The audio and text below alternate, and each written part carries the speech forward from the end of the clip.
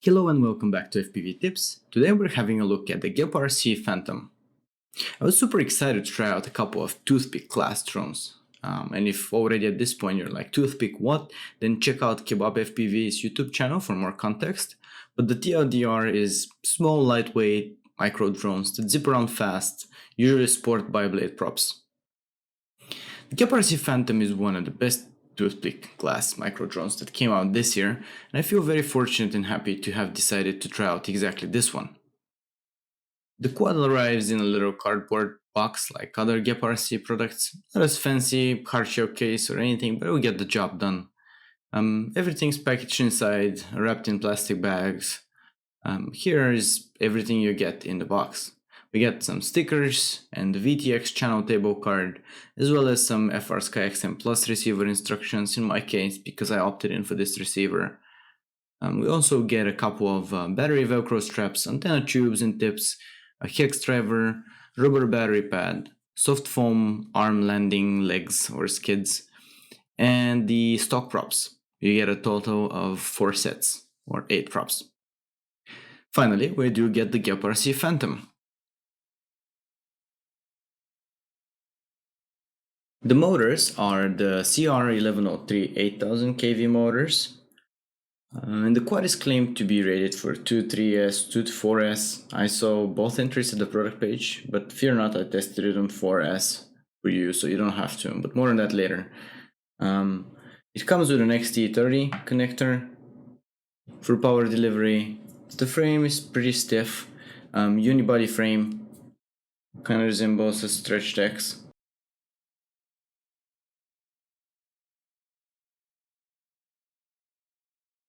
GEPRC have installed a capacitor here at the back, which is a nice touch. It's starting to be somewhat of a requirement with most micros nowadays. The FR Sky XM Plus receiver is mounted here at the back to the bottom of the frame, and the antennas of the receiver are routed through this TPU mount, this back post. The VTX antenna is also mounted in a similar fashion up here through this small rubber tube, which does a really good job at holding it upright. The FPV camera is a CAT-X EOS 2. It's a very lightweight camera, and it does pretty well. The VTX goes up to 200 milliwatts. The whole stack is a 16x16 F411 flight controller and 12 amp rated ESCs. To get up and running, this is what we need to do. We need to bind the receiver to the radio. Same procedure as always for any XM Plus receiver. Press and hold the bind button on the receiver while plugging in a battery. Set the radio in bind mode. After that, end bind mode on the radio and power cycle the quad. At this point, the LED should be solid green and a stable link should be established. Another thing to do before we can jump into Betaflight is you need to set up 2 or 3 input switches via the mixer screen on your radio if you're using a Taranis radio. I'm using a Taranis X Lite, but the process is almost identical for all Taranis radios. Next, we're going to jump into Betaflight, but before we do so, as always, remember to take the props off the quad. Even on those little ones, it's good to get in the habit of taking off the props. Here are the most important things to check in Betaflight when setting up a new quad. We're gonna plug in the GEPRC Phantom. And first, in the configuration tab, we're gonna check if the quad is running in props in or props out mode. In this case, we're running props in. Good to pay attention to when putting back your props. I like to check if motor stop is off. This allows us, whenever we arm the quad, to actually spin up the motors.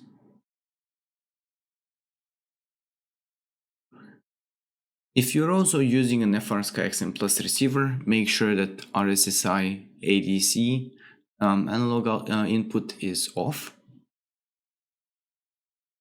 And double check your receiver configuration. In this case, we want to be at serial based receivers and S+. The last thing to check on the configuration panel is if air mode is enabled, you want that to be turned on. Next, we're gonna jump onto the receiver tab. Here, one of the most important things to check is the channel map. You wanna make sure that matches whatever your radio is configured as. In my case, that should be TA ER134. Finally, you wanna set RSSI channel to aux12 if you're using an XM Plus receiver. And we're done here. Then we jump into the modes tab. In the modes tab, it's finally time to set up our quad for taking off by designating an arming switch. For example, if you have assigned in your radio's mixer settings a switch to channel 5, here that's aux1. And also, if you added a switch to channel 6, this is represented by aux2. Next, in the OSD tab, we're just going to say that we do want to see the RSSI value in the Betaflight OSD, so make sure that the option is enabled. And that's really mostly it for the Betaflight configuration. Remember to always save your settings on every screen, and when you're done, just click disconnect. The last bit of setup we need to do is to install the antenna tubes, landing legs, rubber battery pad, Velcro straps, and props. Those are fairly straightforward, but not to be underestimated, because the last thing you want when flying is to chop off your receiver antenna. So the receiver antennas are coming here out the back, going through this TPU mount and into those tubes. Very straightforward process to set up. You want to add your battery strap here on the top, as well as rubber battery pad for better battery grip right here. Hey guys, we're here in this park. The weather is a bit suboptimal, so I really hope it doesn't start raining on me any second now. But we're about to check out the GEPRC Phantom toothpick. The only downside is I'm flying it with these Beta FPV 350 mAh batteries, and that's also a bit suboptimal for this type of drone. Normally you would probably want to run it on a 450 mAh, but let's see how it does anyway. I did a lot of flying on the GEPRC Phantom. I like testing drones extensively and getting some proper stick time before I dive in to review them. And in this case, I've been able to fly this thing around for about a month, or a little bit more than a month. When it comes to flying, the GEPRC Phantom quickly became really one of my favorite drones to fly, not a toothpick drone. And while I'm somewhat new to the whole toothpick class drone action, I have a fair bit of understanding about it and how it should work. And in general, you want your models to be very lightweight. I'm oversimplifying it. There are a lot of factors and combos you could try and tweak different props and motor combinations and how you reduce your overall OOP weight. That's why I wanted to try and manage to carry out a number of different flying tests with different batteries and props with this quad. I have flown it on a 3S 300 mAh battery, 2S 350 mAh battery, and even tried flying it on a 4S 520 mAh battery, but that last one didn't work out perfectly. I also tried a couple of different props. So for the 3S 300 mAh battery flight, which was also the Maiden flight, my immediate impressions about the quad were how quiet it was. I could barely hear the props just like 30 or 40 meters away from me. Very efficient. I noticed that the amps drawn were quite low. It was going anywhere between 2 to 3, 4 amps. It flight really smooth, and the handling was quite easy. The tune was locked in. I could totally see myself enjoying this. So where is this barrier between this and a 5-inch quad? I was really asking myself by the end of that first flight. Flight time was a bit short on the battery I chose, which I kind of expected given it was just 300 mAh. But this GEPRC Phantom really made me think a lot. It handles nice in corners, although me coming from tri-blade higher pitch props like the Avon Flow 5 props, I do expect a bit more grip in turns. However, we all know that the Avon Flow 5 props also draw a lot more amps at the higher end of the throttle. Now, in terms of speed, the GEPRC Phantom is plenty fast and really flies almost like a 5-inch quad for the better part. It's so much fun to fly. I've had it, as I mentioned, for a little over a month now, and I've probably flown it more than 20-30 times, if not more. Even though the weather was mostly bad and rainy. But what I've also noticed is that I started going out for dedicated flight sessions with micro drones, which was an interesting thing. I always used to go out flying with my 5-inch quads, but I find myself going out with just the micros now and still having like a ton of fun. If anything, it even makes it a bit easier because charging the batteries is much faster. Discharging them after coming home, if you have leftover unflown batteries, is also faster. Finding a spot to fly, depending on where you live, this may be a big issue for you or not a concern at all. But in general, I have a few spots that are very, really nice for flying micro drones, which probably wouldn't be as nice to fly 5-inch quads in. The only thing I would like to improve on the quad for now is maybe the flight time. It's not the loudest, around a little over 3 minutes depending on how much you push it, but not the best on my 3S 300 mAh battery and a 2S 350 mAh battery. And so as far as the 2S 350 mAh battery flight goes, I almost got a flight time of about 4 minutes with some preservation phases and running the battery like way down, which probably you shouldn't, but it was fun. A thing I should mention about the stock props is that they do fly pretty well, but even the smallest bump seems to cause some oscillation sounds on subsequent flights. I assume maybe the plastic is too flimsy, I don't know. I need to carry out a few more tests. But it's also funny that it doesn't seem to impact the flight characteristic. It's just that the noise is annoying. And especially given how quiet the quad is in general, you can really notice the oscillating noises when you throttle up. I was told recently that the HQ 2.5-inch bi-blade props, which look very similar if not exactly the same, are stiffer and may not have the same issues. And I've ordered some of those, so stay tuned for some updates.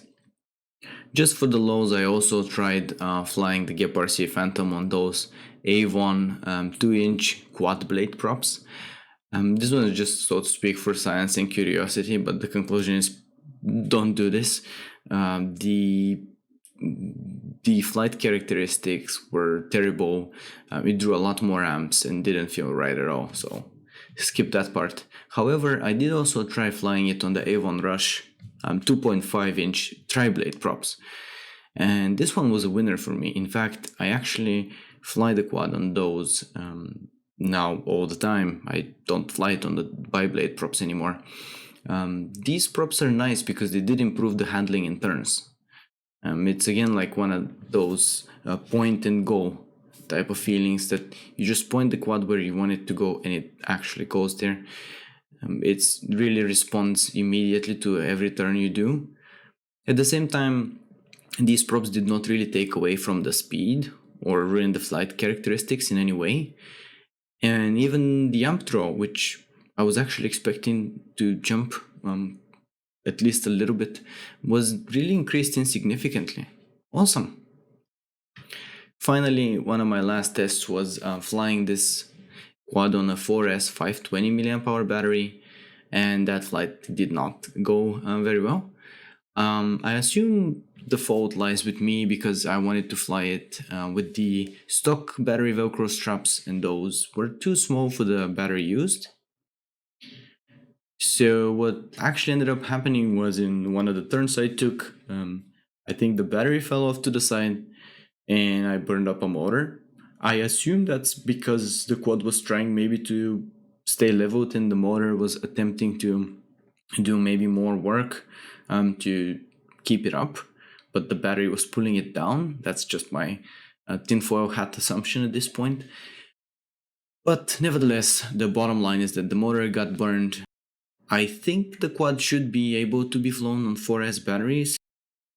Even the original listing on Banggood is a bit, I'm not sure if accurate or inaccurate, but it does mention information both for 2 and 3S, or 2 to 3S and 2 to 4S. My main motivation for the 4S flight anyway was to increase flight time. Of course, going up in battery size also adds weight, and this is your toothpick's nemesis. So the flight characteristics here were the quad was noticeably heavier, and not in a good way, not in a floaty way, but kind of like almost struggling to pull up its weight. And it wasn't going any faster compared to flying it on the smaller 2S and 3S batteries. Flight time also did not in fact increase. I would assume at this point that maybe the ideal battery for this quad would be a 2S 450 or maybe a 3S 400 mAh battery, but that still remains to be tested.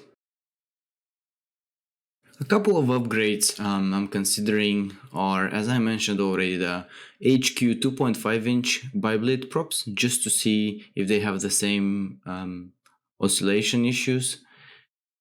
And then, yeah, I do in fact recommend you grabbing the Avon Rush 2.5-inch tri-blade props if you want like better handling and flight flight control authority. Another thing I'm also considering upgrading, maybe working on this quad over the winter, is changing the camera. And that's not because the FPV camera is bad, not at all, in fact it works perfectly, but I'm curious if I could get some HD footage from this quad without going too much up in weight. I'm planning on maybe upgrading the GEPRC Phantom with a Runcam Split 3 nano camera, but let's see how this goes. So in conclusion then, there are currently maybe about 4 or 5, maybe a few more awesome value for money toothpick class drones out there, and the GEPRC Phantom is definitely among them. It's a great value for what you get, and I hope I managed to convince you how much fun it is to fly really. I've had a lot of fun flying it and a lot of fun testing it with different battery and prop combinations, and I have also a lot of ideas for improving it in the future. The tune and the flight characteristics were great. Having a full range receiver on it is a blast. I loved flying my Mobile 7 HD for the better part of 2019, and it's come to show me how powerful micro drones have gotten. In fact, the Mobile 7 HD flies awesome, but the GEPRC Phantom flies even better. Of course, that's a bit subjective, but it just makes you want to pretend to be a racer and zip around at top speeds around the park. The good news here is that it's very quiet, and unless you're really reckless, you should do no harm to anyone or cause disturbance to anyone. Also, if staying under the 250 gram limit is important for you, this is a great option to do so and still fly almost as if you're flying a 5-inch quad. I should also mention that unwillingly, but admittedly, I gave the Phantom quite a test flight over concrete and beating it up and smacking it into the ground a bunch of times, always at high speeds. No issues whatsoever, no lost screws, no issues with the frame. Having a full range receiver on it is a big difference if you compare to other micro drones with an SPI based built-in receiver. No more of that have to stay within 100 meters from myself, or I'm gonna get a failsafe. Flying a toothpick like the GEPRC Phantom has been somewhat of a mind shift too. I wanted to go explore more in different new FPV spots. There is less hassle in getting ready for flying or coming back home from flying. My goal is not to bash on flying 5-inch quads though, because I still love flying those, but it's been very interesting to me that flying micros like this is almost the same level of satisfaction. I went on a dedicated micro drone flight session so many times and it was a lot of fun. Just my 2 cents, your experience may vary depending on what you prefer. I will be testing even further with that quad during the winter, or maybe even build my dream toothpick, but I think that if I add an HD camera to the GEPRC Phantom and use a slightly bigger battery, that would actually be my dream quad. We'll have to wait and see, so sign up for subscribe to the channel and stay tuned. I will also have an upcoming review of the Emax Tiny Hawk Freestyle very soon, and we will see how these two compare to each other. There are a lot of interesting trade-offs, and depending on what you want, either one could be easily the better option for you. But in the end, as of now, I can easily recommend the GEPRC Phantom because I can easily say, if you buy one, you're gonna have a ton of fun with it. Happy flying! What?